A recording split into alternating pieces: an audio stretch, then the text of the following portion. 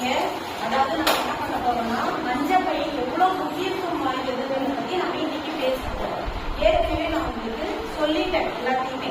அதனால இல்லையா மஞ்சள் பை எவ்வளவு முக்கியம் சொன்னா நெகிழியை நம்ம ஒழிக்கணும், எப்படி ஒழிக்கணும்னு சொன்னா இப்போ ஒரு சில கேள்விகள் நான் உங்களை கேட்க போறேன். அதுக்கு நீங்க பதில் சொல்லணும். சரியா?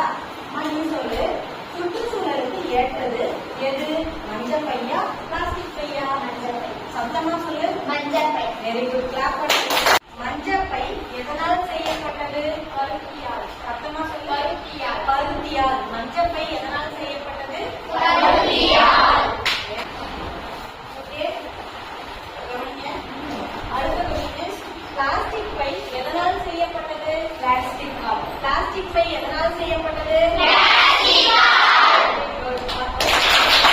அந்த காலத்துல யார் யாரெல்லாம் பயன்படுத்தினாங்க? விவசாயிகள், பொதுமக்கள். விவசாயிகளும் பொதுமக்களும் பயன்படுத்தினார்கள். சொன்னது கரெக்டா? எதுக்கு எல்லாம் பயன்படுத்தினாங்க? காய்கறிகளுக்கும் வீட்டு பொருட்களுக்கும் பல பொருட்களுக்கும் பயன்படுத்தினாங்க. தமிழக அரசு மஞ்சள் பையை ஊக்குவிக்க என்ன அமைப்பை கொண்டு வந்துள்ளது? பச்சை இயக்க அமைப்பு.